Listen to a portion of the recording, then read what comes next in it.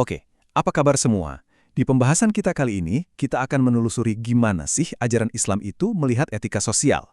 Tapi kita nggak mulai dari hal-hal yang besar atau yang jauh-jauh loh, justru kita mulai dari hubungan kita yang paling dekat, paling intim, lalu perlahan-lahan kita akan perluas lingkarannya keluar.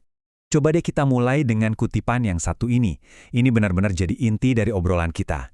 Kutipan ini tuh langsung nyentil anggapan kalau iman itu cuma urusan pribadi antara kita dan Tuhan di atas sajadah. Padahal, ujian iman kita yang sesungguhnya itu justru ada di interaksi kita sehari-hari sama orang-orang terdekat kita. Jadi pertanyaannya, kita mulai dari mana? Ya jelas dong, kita mulai dari lingkaran pertama yang paling fundamental, hubungan kita dengan orang tua. Dalam ajaran Islam, mereka itu disebut sebagai surga kita yang paling dekat. Nah, yang menarik banget di sini, coba deh perhatikan urutannya. Ini bukan sebuah kebetulan loh. Kenapa perintah berbakti ke orang tua ditaruh persis setelah perintah paling agung, yaitu menyembah Tuhan? Ini menunjukkan betapa sakralnya kedudukan mereka. Ini bukan lagi sekedar anjuran, ini adalah pilar iman.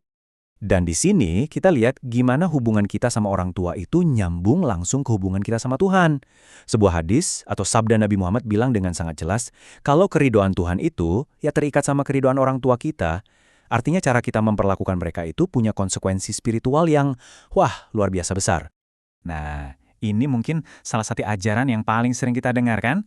Waktu ditanya siapa yang harus kita perlakukan, paling baik jawabannya bukan sekedar orang tua, tapi ada penekanan sampai 3 kali untuk ibu, baru setelah itu ayah. Ini bukan cuma pengulangan biasa, ini adalah penegasan yang dahsyat tentang betapa mulianya status seorang ibu dalam Islam.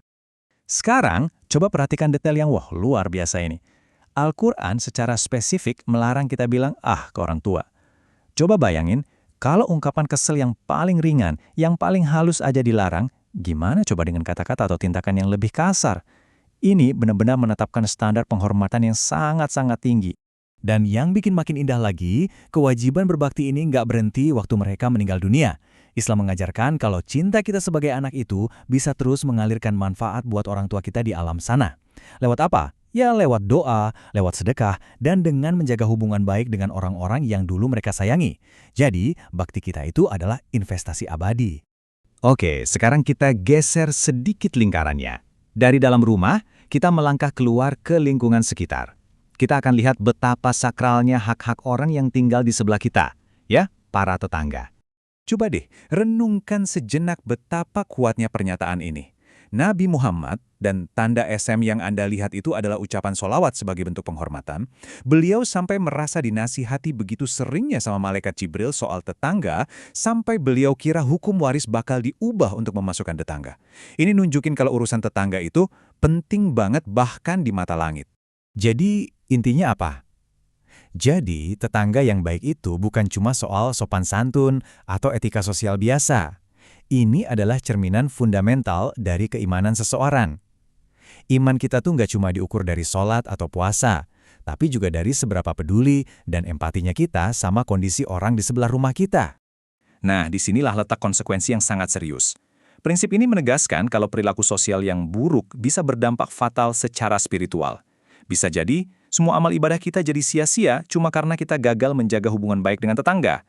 Dan ini buktinya, kisah ini benar-benar nonjok banget. Ada seorang wanita yang ibadahnya luar biasa, sholat semalaman, puasa seharian, tapi karena lisannya menyakiti tetangga, semua ibadahnya itu nggak bisa menolong dia. Ini pengingat keras kalau ibadah tanpa akhlak sosial itu nggak lengkap. Oke, tadi kita udah lihat sisi seremnya. Sekarang, gimana sih cara praktisnya berbuat baik? Nasihat Nabi ini tuh sederhana banget dan bisa dilakukan siapa aja. Ini bukan soal ngasih hadiah mahal, tapi soal perhatian. Sesimpel membagikan semangkuk kuah anget, itu udah bisa jadi jembatan yang membangun kehangatan di lingkungan kita. Oke, lingkarannya kita perlebar lagi ya. Sekarang kita ngomongin soal aturan main yang bisa memastikan harmoni dan rasa saling hormat di dalam sebuah komunitas yang lebih luas dan tentunya lebih beragam. Nah, ini dia pertanyaan yang penting banget dan relevan banget di zaman sekarang. Apakah semua aturan tadi cuma berlaku buat sesama muslim aja? Gimana kalau tetangga kita beda keyakinan? Yuk kita lihat jawabannya. Tabel ini ngejelasin semuanya dengan sangat gamblang. Islam itu membagi tetangga jadi 3 jenis. Dan coba perhatikan baik-baik, bahkan tetangga non-muslim pun punya satu hak yang fundamental dan gak bisa diganggu-gugat, yaitu hak sebagai tetangga. Artinya, siapapun yang tinggal di dekat kita, dia punya hak untuk dihormati dan diperlakukan dengan baik. Wah, ini sih dahsyat banget. Nabi Muhammad sendiri yang bilang akan maju sebagai lawan atau pembela bagi non-muslim yang hidup damai tapi disakiti. Ini adalah jaminan perlindungan tingkat tertinggi dan larangan mutlak untuk berbuat zolim kepada tetangga apapun keyakinan mereka. Dan ini bukan cuma teori loh, ini contoh nyata gimana prinsip tadi dijalankan. Ada ceritanya nih dari salah satu sahabat Nabi, Abdullah bin Amr. Saking pedulinya, setelah menyembelih domba, yang pertama kali dia ingat adalah tetangganya yang beragama Yahudi. Ini nunjukin betapa dalamnya pemahaman mereka tentang ajaran ini. Dan rasa hormat ini nggak cuma di rumah, tapi juga meluas ke ruang publik, kayak di jalanan. Ternyata ada etiketnya sendiri. Mulai dari menjaga pandangan untuk menghormati privasi orang lain, memastikan jalanan aman dari bahaya, sampai berinteraksi secara positif. Ini tuh kayak cetak biru untuk masyarakat yang beradab. Ngomongin soal menjaga harmoni, ada satu aturan keren yang diwakili sama angka ini, 3. Kalaupun ada perselisihan, Islam ngasih batas waktu yang singkat banget untuk saling mendiamkan, yaitu cuma 3 hari. Tujuannya apa? Jelas, supaya kita cepat-cepat baikan lagi dan mencegah permusuhan berlarut-larut yang bisa merusak komunitas. Nah, ini nih contoh yang nunjukin betapa detailnya ajaran ini. Kepedulian terhadap tetangga itu sampai ke urusan teknis kayak sirkulasi udara. Sampai urusan arsitektur rumah pun dibahas.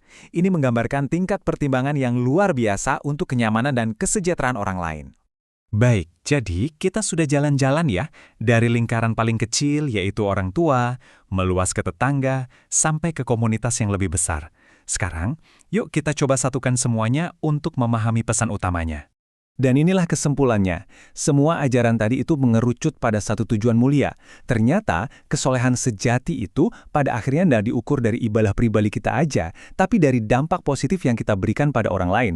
Pertanyaannya, apakah kehadiran kita membuat orang di sekitar kita merasa damai, aman, dan nyaman? Itulah ukuran iman yang sesungguhnya. Jadi sebagai penutup, saya mau meninggalkan satu pertanyaan untuk kita renungkan bareng-bareng. Di tengah dunia modern yang seringkali individualistis, gimana caranya kita bisa menerapkan kembali prinsip-prinsip abadi ini? Gimana caranya kita menjadi sosok yang kehadirannya itu menenangkan, dan kalau kita nggak ada, orang-orang merasa kehilangan karena kebaikan kita? Terima kasih sudah menyimak.